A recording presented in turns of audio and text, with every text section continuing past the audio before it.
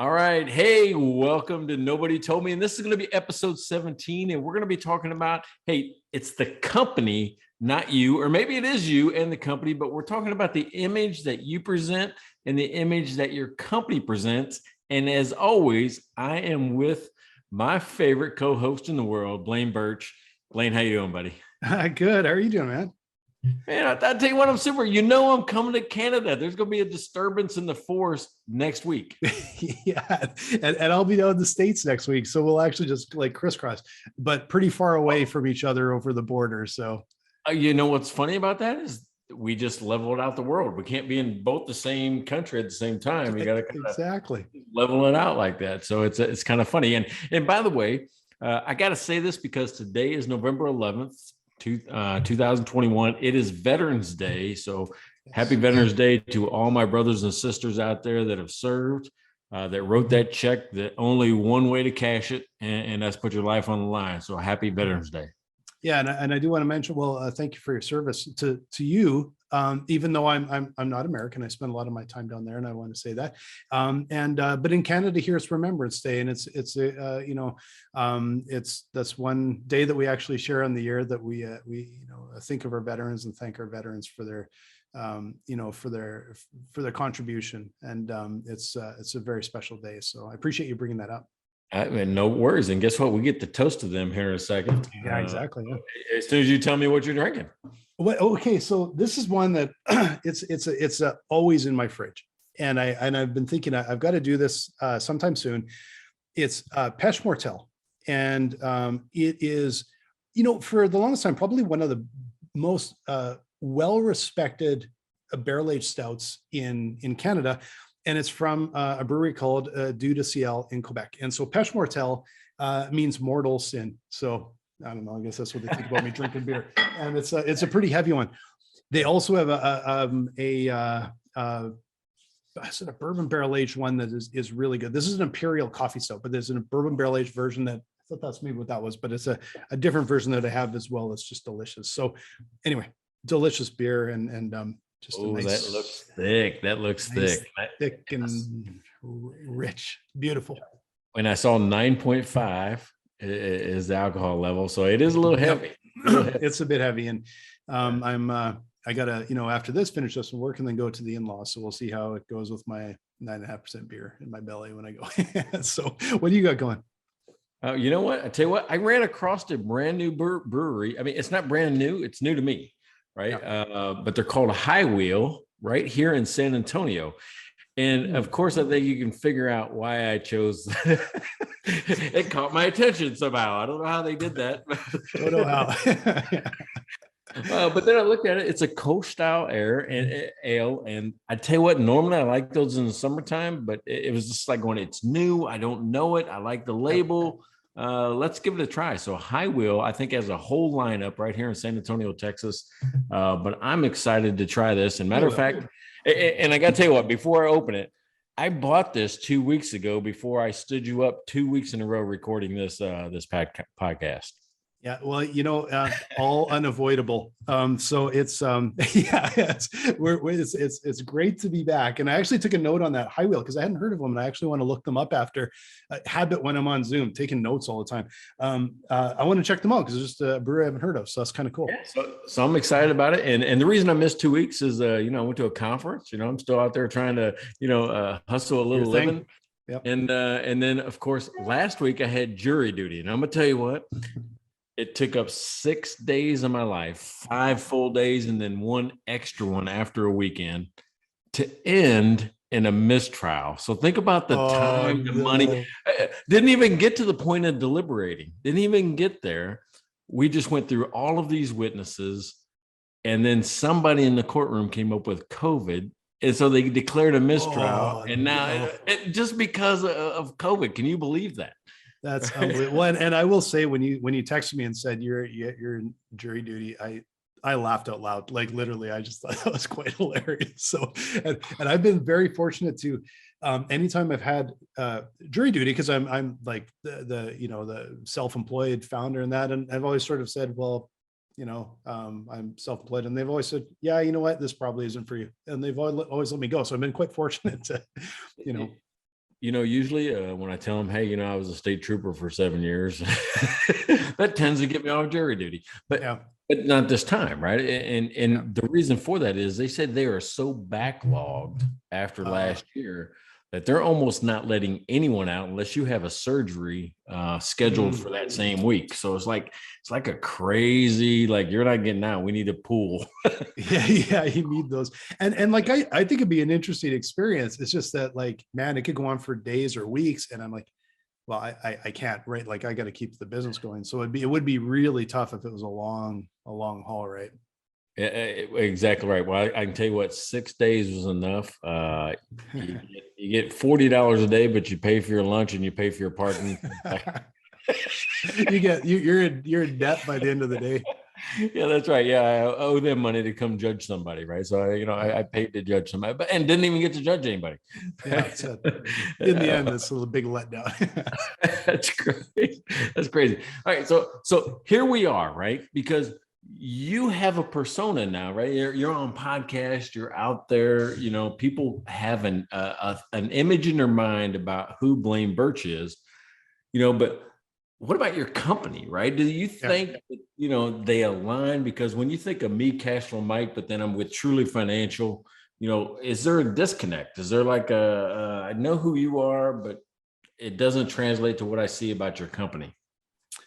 Yeah, and I think you really have to minimize that disconnect, and especially as like a CEO, I think my persona, I guess, more than anybody's, has to be like has to match with the company brand. I think it reflects each other, and I think if they were wildly different, I think it would be a bit of a confusing point and a bit of a disservice to people, right?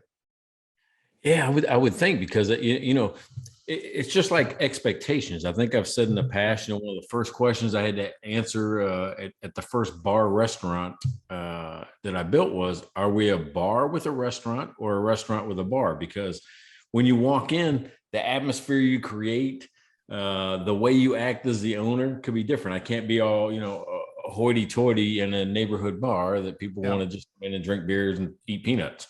Right. Yeah. So you've got to kind of be able to connect yourself, your company, and then the way your employees act, right? As a representative of both. They actually represent both of you. Yes. Yeah. It's true. And it's the vision and the mission and those things that you hear about that seem like inconsequential, but they actually set the tone for the company culture, the company brand. This going back to years ago, well over a decade ago, when I had a creative agency, that was something that, like, man, the first few years we never really thought of it, but as we started to get bigger and our clients especially got a lot bigger, we basically decided, like, what was our sort of persona, like, what were we about? And when we walk into a client, what are they expecting that kind of gives them, like, yeah, these guys know what they're doing, and boosts our credibility. But it's that credibility, that trust. What are they expecting? And we're a creative agency. So it's like, well, okay, what are they expecting? They were not expecting suits. They were not expecting, like, well, sometimes honestly, some of the staff would come, like the creative team would come in and they might have like the t-shirts and they would look really creative.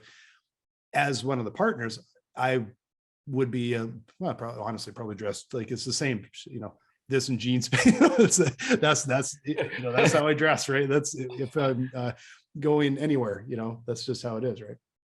It is. And you brought up employees, and I got to tell you, here's something that I just didn't buy into, right? 10 years ago, 15 years ago, I didn't buy into, let's do the exercise of putting together company values.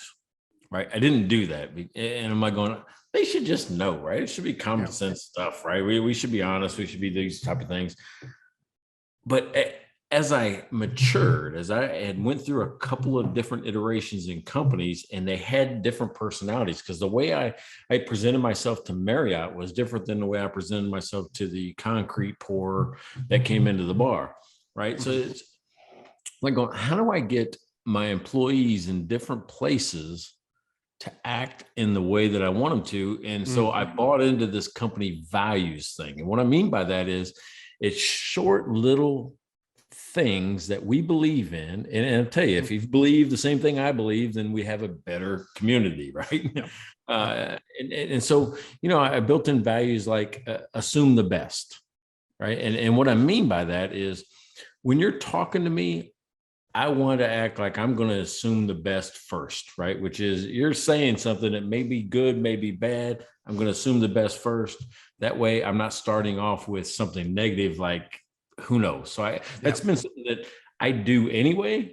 But when we put it in front of employees, they started to talk to each other, and it reduced a lot of friction just by having them assume the best right up the front, right up front. What have you? What's your writing thought? that down?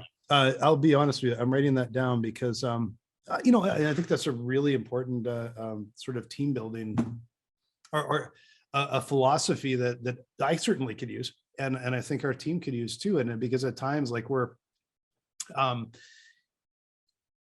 my team is built up of high sort of functioning people, very self-motivated. Everyone's a self-starter. That's like, as a remote team, that's what works. There's no, like, everybody just is driven. Put a bunch of driven people in a room sometimes. And it's like, you have to figure out, like, how do you debate things and move things forward? And as a startup, you have to do that. You have to be evolving all the time, but have the culture and everybody pulling in the same direction. It can be a challenge, right? Well, especially when, you bring in new team members, there's a lack of trust, right? So I'm like going, I got to assume that you're not here to hurt me. I got to assume that, you're making decisions in the best interest of the company, right? And not yourself for a while. So I think assume the best until you prove me otherwise. Yeah. I think assume the best is one of the things that got me started down that path, is that I wanted to listen to what you said and take it with, I think he's coming from a good place first. Yeah. Well, I think that's it's amazing how sort of your public persona and your brand and that is completely interwoven with your internal company culture. So it can't just be, here's a list of what you do outside the company. This is what we're about, and this is how you respond to people, and this is how you respond to customers. This is how you respond to, tough times, and this is how, and our persona isn't necessarily like better than the next one. It just is who we are. Like, we are who we are. And the next company might be the suit and tie company. And then the one over here is very much the t-shirt and, skateboard company or whatever. And in a similar realm, but this is where we are. This is who we serve, and this is how we help. Has to guide all of that. Yeah, I would think so, and sometimes there's a mismatch. And I'm going to say this, and it's up for debate. But when I look at Mark Zuckerberg, he doesn't match with what I think Facebook is, right? I know he's the guy. I know he built it. I know he's the one that represents them at Congress, at congressional hearings and things like that. But I'm like going, man, I think your product's different than who you are. Oh yeah. Because he does not, the sense I get is he's not like a big, I don't know, like, walk into the room and lights up the room. And, it's like this net, because Facebook is all like this massive network of people talking, and, that's what it feels like, all this activity. It doesn't even seem like he'd be comfortable with that. Hey, what's funny is I don't even think I'd be friends with him. If we were just, in the same circle, I don't know that I would like him as a person, right? And he might be smart, he might be rich, he might have access to a lot of things that I don't have access to. I'm going, man, and I like using Facebook, right? So, but I don't think I like him. So to me, there's a disconnect between what I think of the company and what I think of him. Yeah. And the problem is he's so connected to it that it's hard for me to make that distinction. Yeah. But I think, like, honestly, I feel like I don't really know much about him. I've seen him in his hoodie and that, but I don't know much about him. And I wonder but overall, my impression of him probably isn't that positive. but I don't know if that really comes from him or from Facebook or where that break happens, right? Yeah, but isn't that the discussion we're having? Yeah. Is it the company or is it you? And can you make the distinction? Because I only know what's out there. I don't even know if you go look up Cash Flow Mike, you're only going to think I'm that guy, right? Yeah. You're not going to see any other guy but that one, right? Until we meet in person, and then maybe I'm just my regular self. Yeah. And it's interesting because I wonder how much it creeps into personal life, because like I know when I'm like, I feel like I'm the same guy when I'm here and I'm on video and talking and on podcasts and I'm doing pitches and in meetings and all of that. And I'm like, I don't know, I don't feel like I'm any different any other time, right? Like it just is like, this is just what you get. So then I wonder if it's kind of like how much the company had to follow, just like, well, this is what I am. So this is just like, I don't feel like I evolved or changed much. It's more like, well, this is what I'm about. So this is what the company's about. I don't know if that's true, but it feels that way when I stop to think about it. I don't know. I you're probably not. I think I am a little bit. I think who I am around my kids, my grandkids, maybe close friends from high school, may be different than my professional persona. Okay. Yeah. Because with my kids, sometimes I got to be disciplinarian. And yeah. Yeah. Yep. When I was a trooper, whole different presentation to those around me, right? Man, that's the hardest job in the world to make friends at. I bet. Yeah. Nobody wants to have a beer with you. Nobody wants to. Yeah, it's like, I don't think I'm like, I'm sure I'm like, it's just different context and everything, but I don't really feel like I'm different. I would react much different. I probably a little more casual on the not video or whatever. But I don't really feel that different. And that's why I'm thinking with, and maybe it differs from person to person, right? Maybe I was less strategic and it's just like, this is how I feel about things. And if I'm the driving force and sort of, this is where, this company, this is just sort of what we project, and that maybe goes together, and maybe it's not even the right place. Like maybe as we're moving a bit more up market, maybe as we're moving up market, I don't know. Like I've never really stopped to think about, is that the persona that we have? Is it so tied with what I'm comfortable with? Yeah, it probably is. I mean, again, I don't see you being different, and I see a real close match with the company, right? So when I think of Dry Run, I think of Blaine Birch. I see a real close connection. I'm like going, it makes sense that you're connected to that company. I can't say that about a lot of other companies because, well, let me say one. I think my impression of the owner, and he recently sold the company, but the pressure of the owner is probably pretty close to the company, and it's a media company. Again, are you familiar with Dave Portnoy? No. All right, so he was the founder of a company called Barstool Sports. I've heard of Barstool Sports. Yeah, and he sold it off, made some money, and then still works for Barstool Sports, and it's called something else now. And I can't remember exactly what it is, but he's a rugged, say what he thinks, says what he feels. It reflected itself in the content that they produced at Barstool Sports. And even after they sold, he's doing interviews on cable news networks. He's always on TV somewhere. And it's the same. I'm like going, I think he's probably like that all the way around. And the company acts and behaves very similar. So, when you talk of Facebook one way, this is another guy where I think it's a real close connection. And you can see that. Yeah. And, I might be getting a little bit off track here, but, I'm thinking about like when I've pitched for raising money, like for bringing in investors, and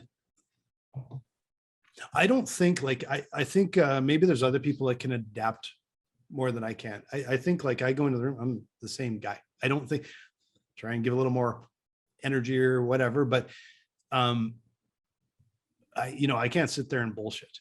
Like, it's like, no, this is what it is. Right. And I think at times I'm like, I don't know if that is helped or hurt me in like a fundraising process, because it's probably like under promise over deliver in a lot of ways, where in fundraising is kind of tends to be the opposite. You want to really over promise, and it's kind of a bit of an I shouldn't say it quite like that, but I think some people are better at moving through and being a bit of a chameleon depending on the situation. I don't think I'm that good at that. I think this is just like, no, this is what you get.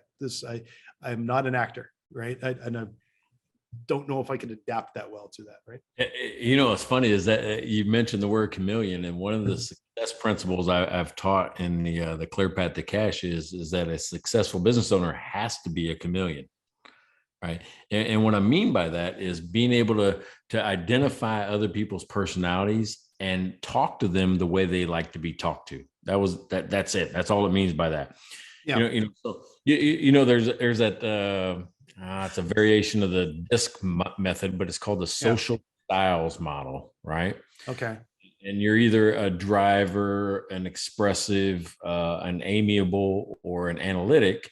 And all of us kind of fall in one of those, categories, any given situation. I might be amiable when I'm talking to a scientist about nuclear stuff. I don't know anything about it. So kind of be shy and just listen.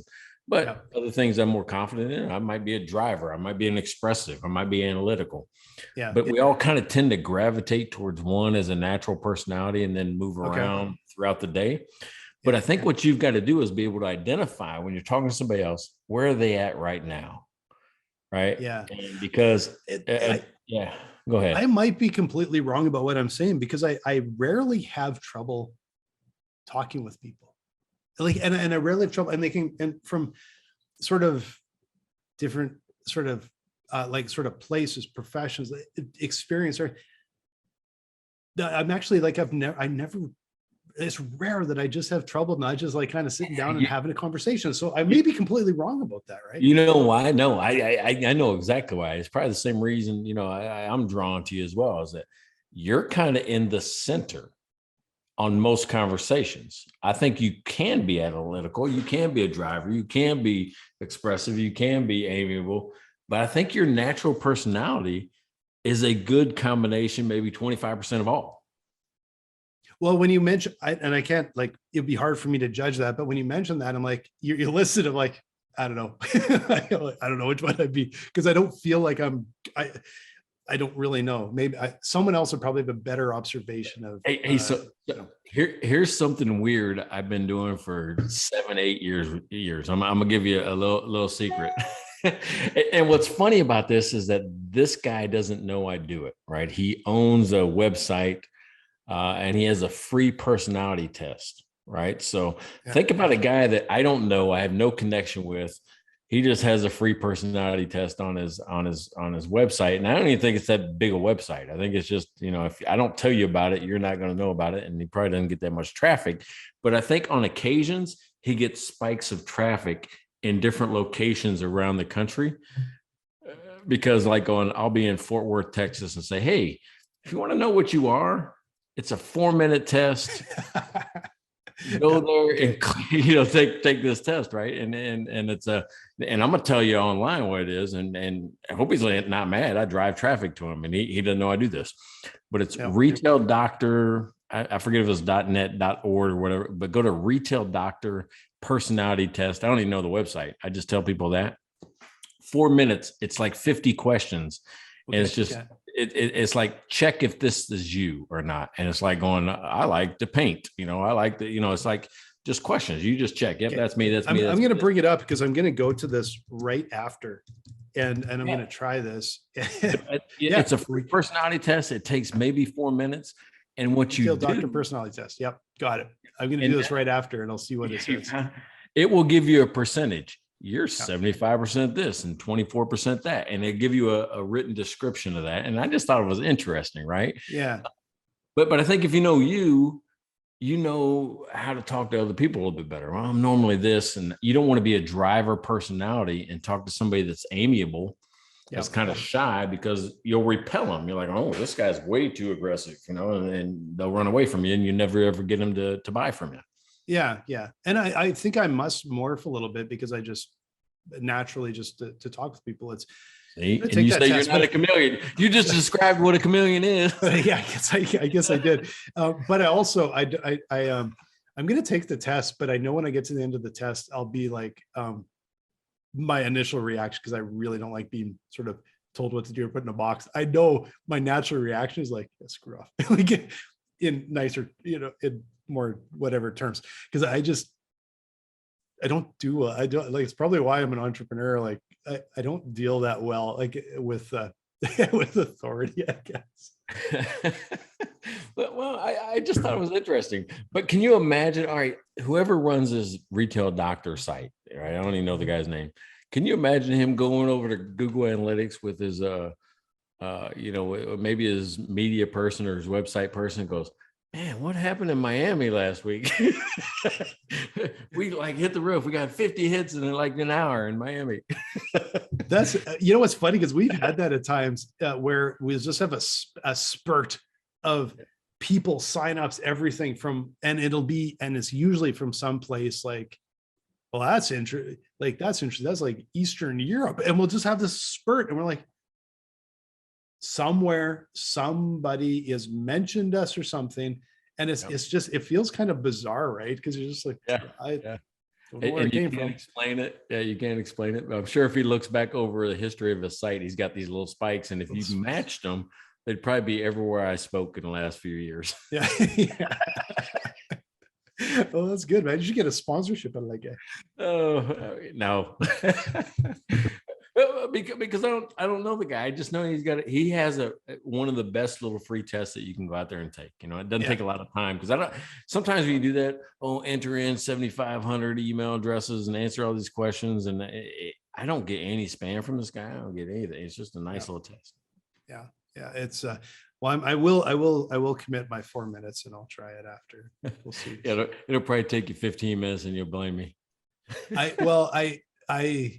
I know what happens with me too is the TLDR, like the little, too long didn't read. Mm-hmm. That just describes me way too often. Like, no, like I just make that judgment call. And if I'm going through it, it might be like, yeah.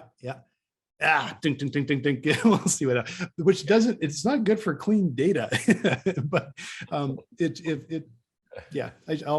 try and work my way through and be honest with it, but we'll see. So do you guys have some values, core values or whatever that we actually around? We've written them up like years ago, but we evolved them too. Like I don't think I've looked at them like where we've like brushed them up or whatever, probably a year.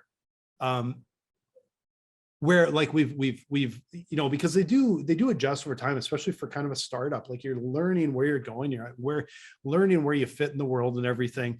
But the first time I was mentioned, it's probably an advisor or something said you should write your vision and mission, and I'm like, this is just like BS. Like, what am I wasting this time for?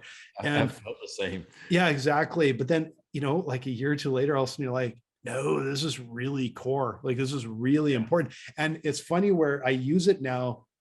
I probably even used it in this podcast where I've said something about it, where it just sort of rolls out because it's almost like a natural thing now. Like, yeah, no, that's important. You have to have that. You have to have that vision. You have to have that mission. You have to, and it goes from thinking it's kind of BS to sort of writing it to, it's going from the doing to understanding. It's like the knowing to understanding, right? And it suddenly gets into understanding. It becomes the way, like a lot of the way you can talk about the business, right? Well, it sets the, I'm gonna say, guardrails on the road. Yeah. Hey, yeah. Here's our vision and mission. We are doing this. If you don't have that, your road could be anywhere. You could be in cornfields and ditches. I mean, you've got to have something that guides your decision making, towards a goal. What are we doing this for? Yeah. Right. Like when we brought on our marketing director, it's probably a couple of years ago now. We went through a lot of conversations on that, where what is our brand? What is it about? And bringing, sort of pulling together these sort of brand assets, and we're still we're small and we're young in that, but we have a pretty solid core package, and it's written right. And then we recently like rolled out a new website, and it was painful working our way through it to get something that really seems to speak to what we're doing and be really simple and reflect the brand. And it's evolving all the time, but it's completely like it is a massive step forward from where we were before. And it's because it just has this clarity and simplicity that we didn't have before. And so much of that comes down to what are we about and who are we helping, right? Exactly right. And when you're trying to pass those down, we'll say to employees, all right, so I failed for years because we do it in training, and you'd have them in a book or whatever, and you go, here it is. When I started having success and I could see people starting to bond, had an employee recognition program. So I'm going to give you an idea. Maybe, I don't know, you guys might already be doing this. Employee recognition program where, somebody could get a bonus of something. Maybe it's an Amazon card, maybe it's a Starbucks card, or it's just a little thing. Yeah. But you get this when somebody else, recommends you, we'll say for a week, a month. Mm-hmm. And the guy says, Blaine did XYZ, which exemplifies our core value of, assuming the best, right? Yeah. You made them say the what they did, but then how it connected to a core value. So, I mean, if you didn't do that, you didn't connect it to a core value, then it didn't matter, right? You're like, well, you're just doing your job, but you did this because this is what we expect. And this is what we all believe in, So when I did that, everybody memorized, they all memorized the core values, and they started acting like that and doing the things that connected back to the core value. It was amazing to watch it. That's a really good idea. And the one thing I would never, like, you kind of think a kind of employee of the month sort of approach. What I wouldn't have thought of is it actually has to be tied with that core value. And that's really, really insightful and a really good idea for everyone. Listen, actionable idea. Like, I'm gonna put this in action, Well, that's what we do every week, right? We give people some idea every week, says you can do this tomorrow, right? And it only comes from 40, 50 years of business experience combined, right? So it's I got to bring this up. It really doesn't have that much to do with what you're talking about. But when you said to that prize for the one of the employees, I remember in my creative agency, we had a trophy, and it was so funny. It was a friend of mine brought it back from, I think they went to Mexico or to the Caribbean or something, and wrapped it up and gave it to me like on Christmas or something. And it was, I can't remember what kind of animal, but it was made out of seashells and a big googly guys. And it was the most gaudy thing you've ever seen in your life. And, but I put a label on it. I brought it to work one day and I put a label on it, and it was the trophy for, I can't remember, it was foosball or ping pong or something like that. And so this thing became the most coveted thing in the office for a long time. Like, you wanted it on your desk, and it was the ugliest, tackiest thing, but it was this like, I've got the trophy. And it was just hilarious seeing this thing it was just so tacky, but it just, it became valuable because of what it represented. Right. So that's right. It's kind of fun. But, you know who that person is, right? Yeah. Well, what's funny is, here, I'll show you this. Just a second. The same thing. There was a core group. All right. So you see this symbol here? Yep. Right, that's from Finnegraph. These are nameplates that we got in a core group of people that were high performers, those type of things at Finnegraph. Okay. Well, our kind of theme in the office was Lost. You remember the TV show Lost? Yep. Yeah. Right. So we had conference rooms named like the Hatch and, the Dharma Initiative type stuff. Well, that's what that symbol is the Dharma Initiative. So you couldn't get in after a period of time. You couldn't get into this group, right? You had to earn your way in, but everybody got one of these nameplates on their desk. Yeah. Only certain people had that symbol on their name. So you would always know who one of the originals, the OGs were, or, the people that had earned the symbol. Oh, nice. Right. So it was kind of a cool thing, right? So I mean, just kind of the seniority plus it's a performance award. But here's the time I saw it fail. right? I was consulting for a company there in Seattle, a nonprofit. And they go, yeah, we got an employee recognition program that doesn't work. I said, what do you give? They go, well, it's lunch with the CEO. I'm like going, yeah, I don't think anybody wants to eat with, with their CEO. You know? Yeah, it's probably a cool thing, but the people that work for you don't think it's a cool thing.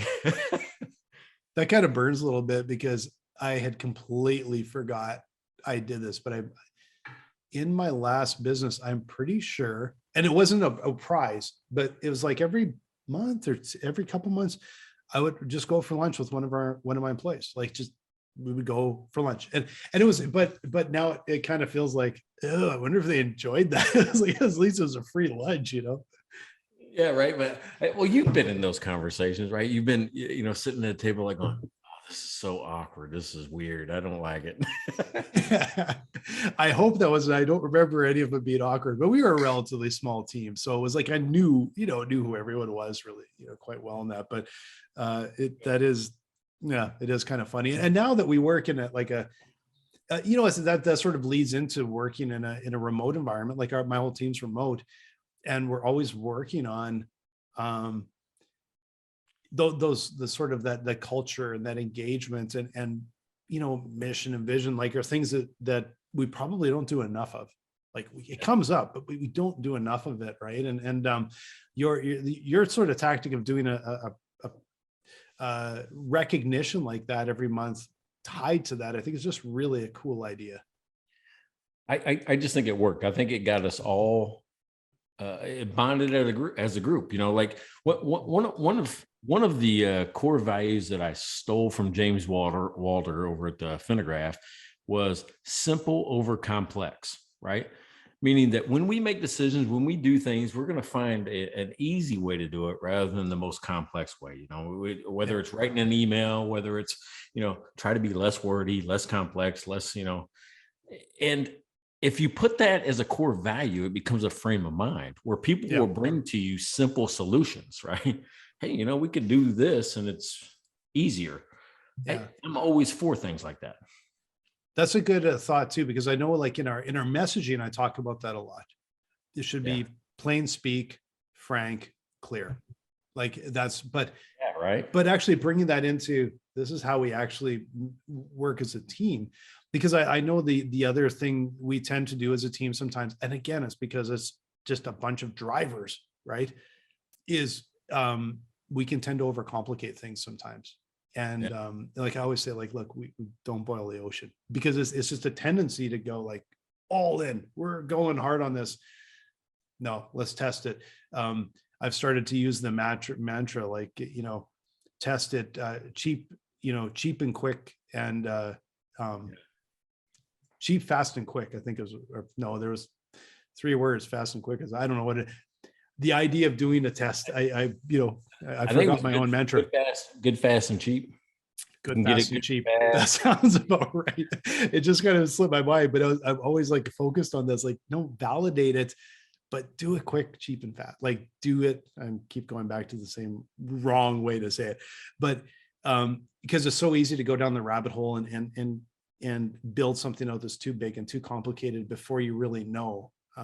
So it is interesting to bring that into the values itself of keep it simple, All right. Well, I think I just mixed up your message. I want to clarify what I was saying for the listeners, because yours sounded really good. Mine was kind of a slap. Meaning there's this saying, you can get t-shirts, you can get whatever it's called, good, fast, and cheap. You can only get 2 of the 3. Right? Oh yeah, I know. We used to have that in my creative agency, like hanging on the wall, because that was just a constant issue we had. No, this was, it's funny because I've used it, a number of times the last couple of weeks, and just slipped my mind of exactly, but it was about, it just rolled off my tongue back then, but it was about like, test it quick, test it, like, test it cheap, because you don't want to spend a lot of money until you validate what you're testing, right? Yeah, it doesn't sound like a core value. No, not at all. I can't even remember. Yeah, it made sense at the time, and a couple times in a conversation, it just rolled off my tongue, and I'm like, I don't know what I said. It was it made sense at the time. I'm pretty sure. I would work on that one a little bit. Yeah, that we'll build it into our core values, mantra. I should actually, like, we should come up with a little speech like that. That's what we could do, is like, hey, if you won the employee of the month, then you get to do the speech every Monday morning, reading our core value mantra, and you can sing it. All right, so how would you suggest to somebody like on what's your core value? Right, some people maybe they don't know themselves. Maybe they, how would you start that exercise? I'm just trying to think how I did it. Like, I think it was a bit more of a brainstorming activity sort of idea where, like, get it down on paper.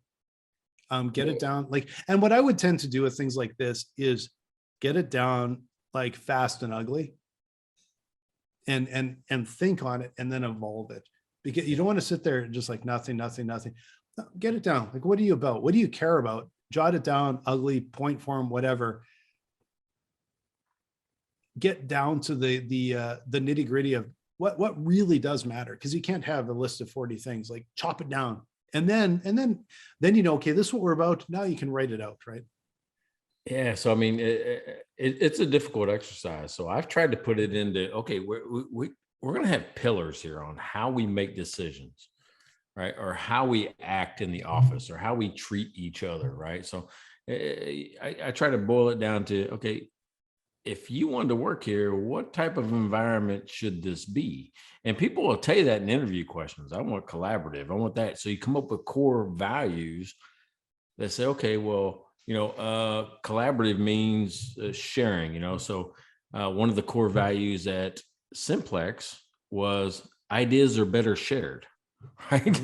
So, but if that's a core value and you have an idea, it's better shared, right? And but I think it flows downhill a bit, though, because you're talking about the mission and the vision, are like the bit of the bigger picture, but then it flows down into the culture and the core values. But it starts with, like, what are you about? What are you, why do you exist? How do you do it? Then the core values, to me, then flow out of that of, what are we about? How do we act? How do we behave? How do we, like, so that's a bit of it. You have to figure out who you are as a business first, I think, and then flow down into, okay, now this is how we act. I think that's right. I mean, so your mission is good, because I wasn't totally sure. I'm like, I might be just spewing bullshit out here, because the look at your face was kind of like, this guy's just, I don't know.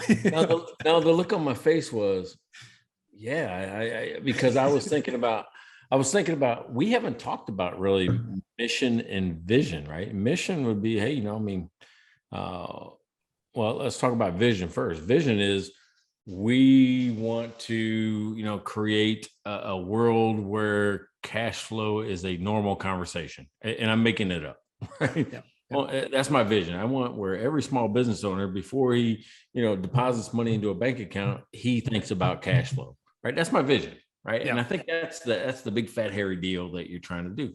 Yeah. Now, your mission is to provide a tool that allows them to put it in front of them, as a daily, to provide a tool that they can use daily to think about cash flow.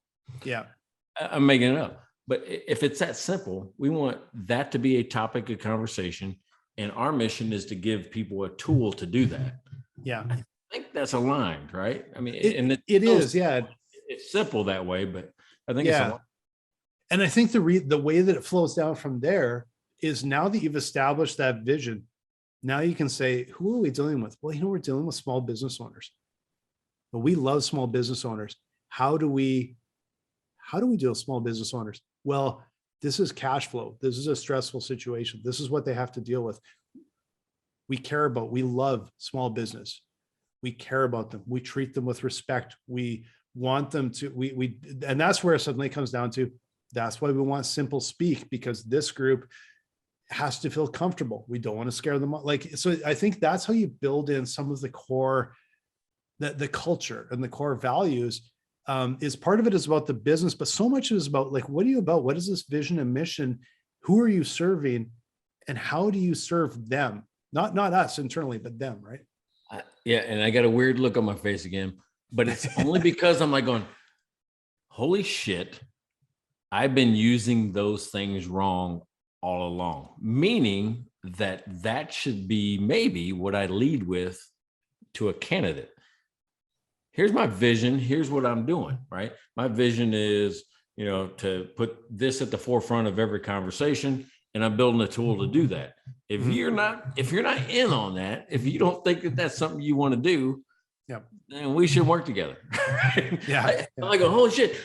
I always kind of throw it in, after training, but I'm thinking maybe I should move that forward and get better candidates that buy into the vision and mission first. And then you say, okay, and then by the way, here's the environment that I do that in, my core values. We believe in simplex, simple over complex, assume the best, those type of things.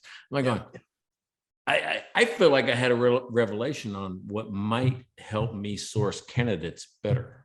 Yeah. And, I think we were doing that in our job postings. I think if I remember right, in the last few job postings, nobody's reading job postings.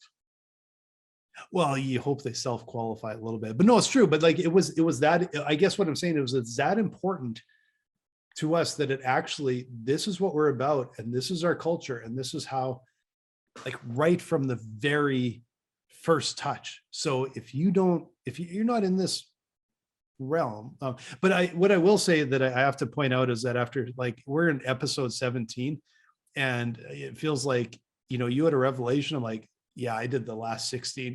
I'm always learning all the time. Like, hey, cool, Mike learned something from me or whatever from our conversation.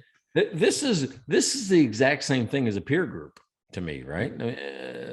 This podcast, it's a peer group. I mean, it's a way for us to flush out ideas. I mean, man, I love it. Oh, I know, me too. And it's funny because we've been talking for quite a while, and it just dawned on me, like, oh yeah, we're recording this. Like, I always forget, like, yeah, we're recording this thing. Yeah, it's gonna be fun. Well, I mean, it may be self-serving, but let me tell everybody out there, if you got something that we should be talking about, or you think that you'd be great on this thing, let us know. Like, listen, hey, you guys are full of BS. You guys don't know what you're talking about. I can really add some color to this thing. Let me know. We'll try to figure it out.